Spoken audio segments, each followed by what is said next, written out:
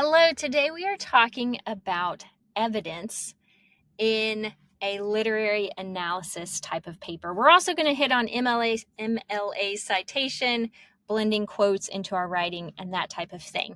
This is designed for instructing you if you are writing a literary analysis type of paper. This might be a character analysis, this might be a theme analysis, that type of writing. So we always want to keep our purpose and our audience in mind for any type of writing that we are doing.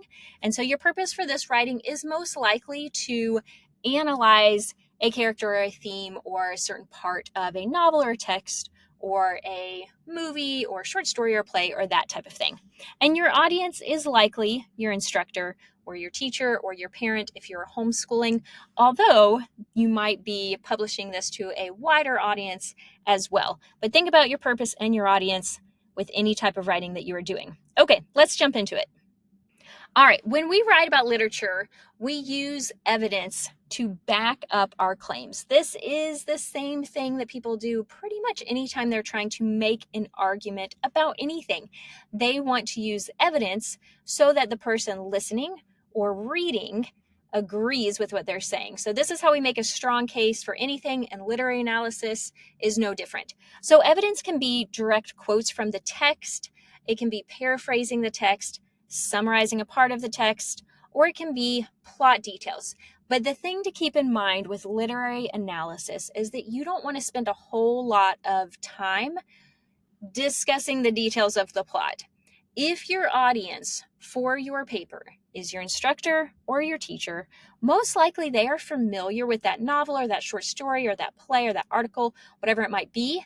And so you don't need to go into a lot of the details about the plot. You want to spend most of your time and energy talking about your analysis, your insight, your inferences, your observations. But you do need evidence, because without the evidence, your analysis is too weak. So we need the evidence and the analysis working together.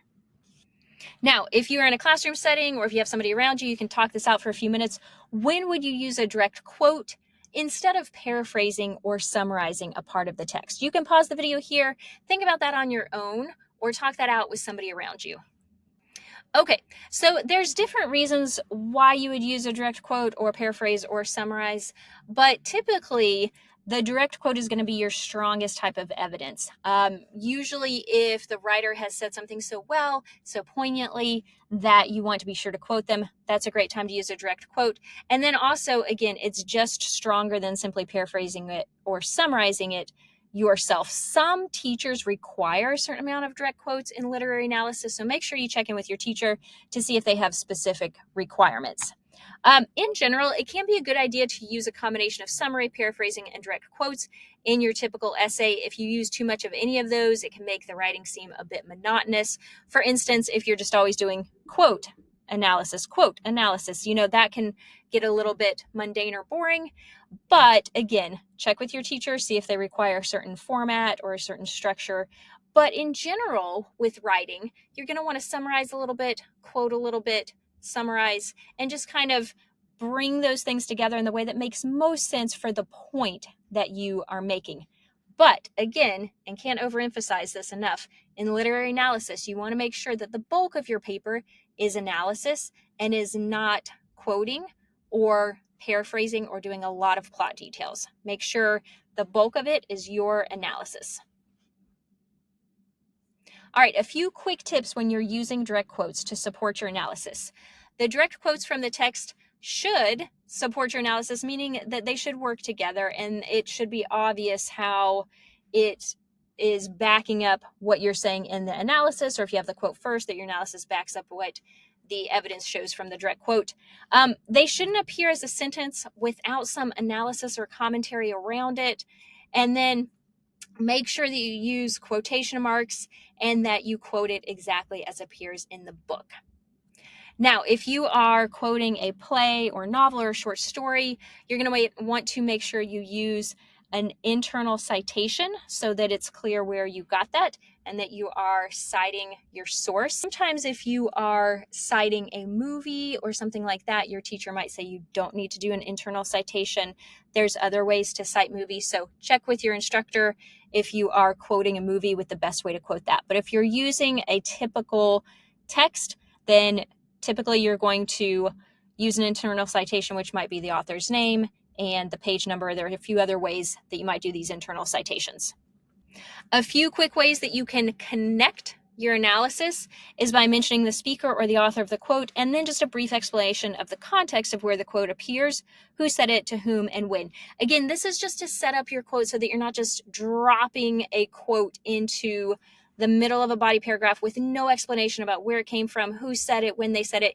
You want to make sure that you've got all of those things set up very nicely so that your reader understands what's going on and understands where that quote came from. I'm going to show you an example in just a second.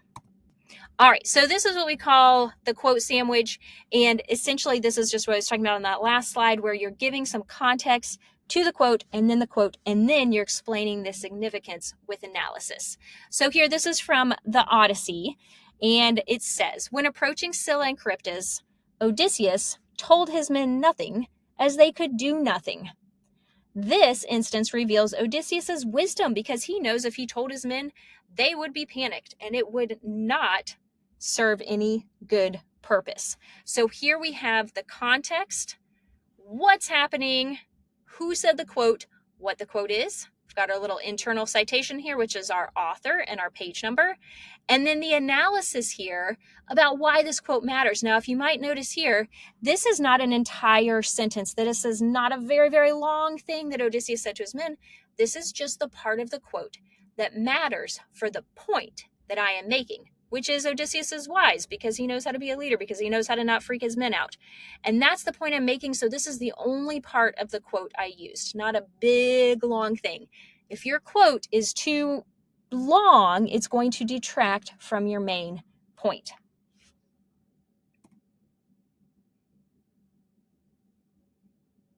All right, here's another quick example from a short story, The Most Dangerous Game.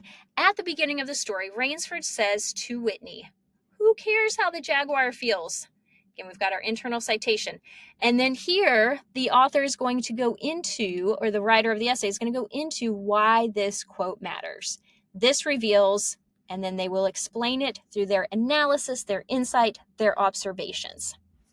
All right, one last one that you can do on your own as practice. You can pause the video here.